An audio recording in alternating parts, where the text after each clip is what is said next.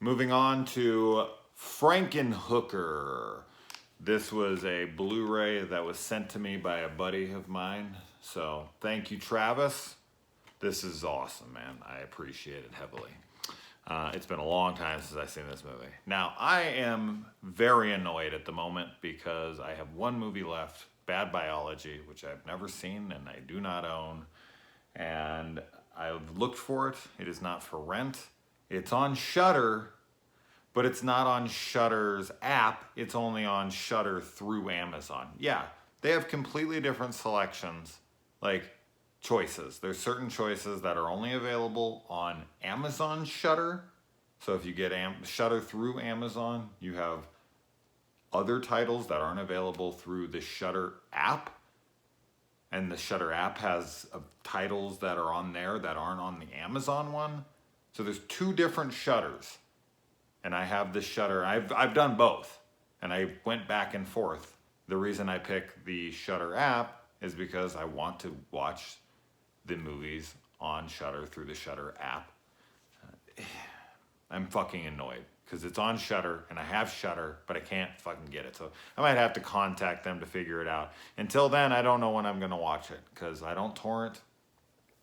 I don't watch things for free on those kinds of sites or anything. I like to pay for what I watch. So we'll see when Bad Biology becomes a real thing. Anyway, I spent way too much time talking about that, but just so you guys know. If you want to see a movie that's similar-ish to this, that's modern day, a movie called Patchwork, I recently reviewed on this channel, so go ahead and check that out. Now, let's get into the review itself. Now, as I said, this is one I haven't seen in a long while, so I couldn't remember much of it, and I really enjoyed it, especially when Frankenhooker herself shows up. Everything from like when Frankenhooker, actually, that's not true. Everything from when the hookers start exploding, from that point on, the movie is a fucking blast. Holy shit, did I have fun from that moment on, the whole film. The film before that was fine. It was fun. It was silly. But then when the hookers start exploding, that's a good jumping off point. Anytime you see hookers exploding in a movie, I guess you know shit's about to get real fun. Now, in the opening of this movie, it automatically sets this very silly, unrealistic, kind of parody horror comedy tone. So you never even think for a second this is going to be serious. He's working on a brain with tools out of a toolbox, mind you. Not surgical tools. He has like a hammer and he's like pulling them out of like screwdrivers. Okay, I guess. And they're like, oh, he's been kicked out of medical school a few times now. It's like, really? Oh my God, I'm shocked. And the brain has an eyeball in the center of it. And it's moving around and it's looking everywhere. And he has it hooked up so that the optic nerve, I guess, is able to transmit what it's seeing visually through a TV screen, which would be a medical miracle. If he could make that alone work, he would probably be on the front cover of any magazine. But yeah, so he's working on his brain, has a fucking eyeball on it, and you're just like, okay, this is where we're going. Awesome. And it's a Frank Henenlotter movie. It's to be expected. And it was fun. Then we have his wife, or his wife-to-be, talking about how she can't lose any weight. She's so big and this and that. And they show her, and you can tell she's wearing like padding, but she's still not even fat or anywhere near it. It was pretty funny for her to be yapping about how fat she is. Although I meet girls all the time who are incredible looking, have fantastic bodies, and are sitting there talking about how fat they are. Yeah. And the girl is killed by a lawnmower, which is pretty hilarious. He gives the guy a remote-controlled, powered controlled lawnmower, and it runs her over and chops her into bits. And the comments from the newscaster are just wonderful. Really listen to what she's saying when when she's reporting what had happened there on the scene. Whoever was writing the script in that moment, I mean, Frank, I guess, but he was having a blast writing that dialogue. And he keeps every single part of her that he can scavenge, and just so that, like, when he does, you know, rebuild her, that every piece of her he can have, he does. So she's like as complete as he can make her, which I liked. But then he, you know, he also wants her to have the perfect body.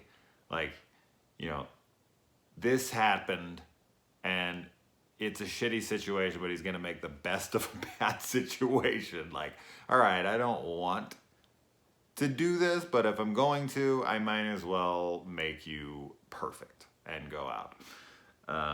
And we also get that he likes to drill with a power drill into his own brain to relax and calm down. This movie is fucking silly, man. I love it. And then he goes out on the prowl to see what women he can get. And of course, like in all movies, I guess hookers are expendable. They're not real people in horror movies. They can just go and kill 50 of them, and I guess no one will care. But yeah, he goes and he's scouting for the perfect women, and the girl comes up to her car and just immediately pulls her tits out. I haven't picked up hookers before. I'm not sure if that's how it works, but hey, that's definitely a good sales tactic. But there are so many hookers on this one street corner he pulls up to. They're like bumping into each other. You would think that they would work on, you know, there's at least 4 corners on a street, right? So they would at least like spread out on those corners. That had to be their street. You would expect them to at least, you know, spread out a little bit. I mean, these girls should be good at spreading, right? Boom! Anyway. We also get the buff dude from Brain Damage in here, the one that's in the shower. The one I was talking about how, you know, he's such a nice guy. Why would you want to kill him? Well, he's a fucking dick in this movie. And his name is Zorro, and he brands all of his women like cattle. I love it. I love to see him here. We also get the hooker from Basket Case as well, making a little cameo here. And then he goes to make Super Crack. And, you know, Walter White's version, but a little more punch to it. And then he tries to rationalize the fact that he's about to murder a whole bunch of people by saying, you know, it's their choice to do the drugs, and if they do them, then it's their own fault. He wasn't forcing it on them. And when he tests it on this little hamster, it explodes.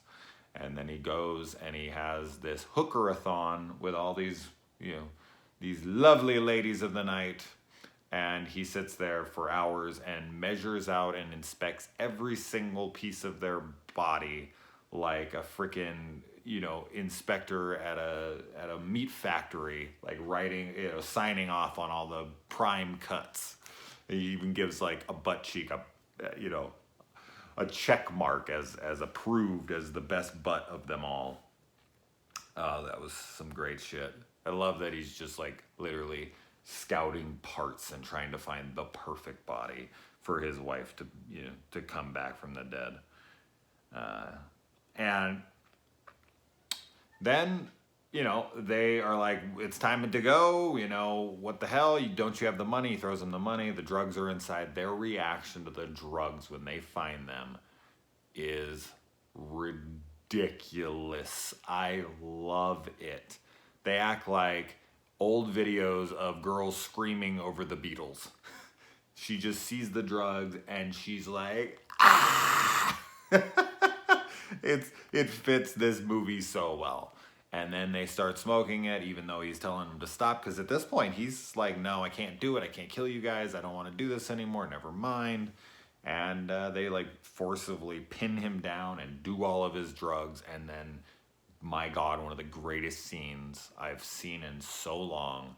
Every one of them start exploding. And the practical effects work in this movie, while cheesy as fuck, is awesome. Oh my God, that scene.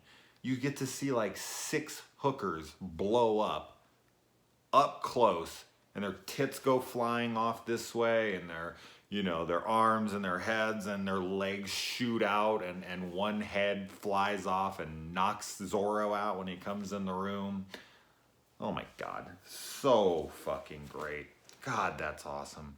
And then he goes and he takes all those parts, and he has a trunk bungeed closed, but it's like almost completely open and all the body parts are just sticking out of the trunk. Wow. No cops over in that side of town. How'd he get them all in his car without anyone stopping him? And then he glues the body parts. He just takes like blue glue and he puts them together and sticks them together, and that's it. That medical miracle. Wow, how'd this guy do it? And then he has a plate full of tits. A plate of tits. And he's just picking different tits and looking at them and feeling them. And a plate of tits. How many movies do you get to see with a plate of tits? How can I not love this movie? There is so much nudity. It's insanity. Such great shit. And of course, as soon as she's brought back from the dead, she instantly wants to hook. Like, instantly. I gotta go sell my body. Want a date? And like punches through him and is walking all crazy, and her facial expressions, I'm not even gonna attempt them. I can't do I can do the lip up, like the Elvis thing, but I can't do the both of the opposite directions. But her facial expressions are fantastic. And then, yeah, she just goes down and she's just fucking like busted through places. Like, she is looking to hook and get money. And this fat guy is like, oh my God, this is the greatest thing ever. And she takes him upstairs and he explodes and his head is severed and he's still happy. He's like, that was amazing or whatever. And then a guy goes down on her in the bar. Like, he's trying to recruit her to be one of his hoes. And for some reason, in the middle of the bar, goes down on her under the table to, I don't know, test the merchandise, I suppose. And he explodes from it.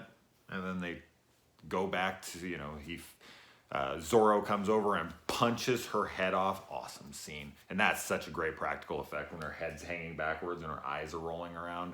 Wow, that was great shit. And then they go back to his lab. He fixes her, brings her back. She then becomes normal. It fixes her. For some reason, she takes on the persona of all of the hookers. That's in Patchwork. They take on 3 different personas of the body parts they have. So check out that movie. It's kind of like that throughout an entire film. But for some reason, just having the body parts and nothing to do with her brain, she takes on, I don't know, doesn't matter. So she becomes her again, and Zorro comes up and cuts the doctor's head off, which I was not expecting. As I said, I haven't seen this in forever, which was awesome. And then we get to see he takes all the body parts and throws them in this goo. They all meld together and become these creepy ass, freaking, I don't know what, like arms and like chests and tits and faces and whatever, all like glued together in one creepy creature, like a thing monster of hooker boobs and fucking awesome. And they attack and kill Zorro. And then she puts him back together, the doctor back together on the body of a woman. And he wakes up and he's a hooker chick with his head back. And he's like, what have you done to me now? What a fantastic ending.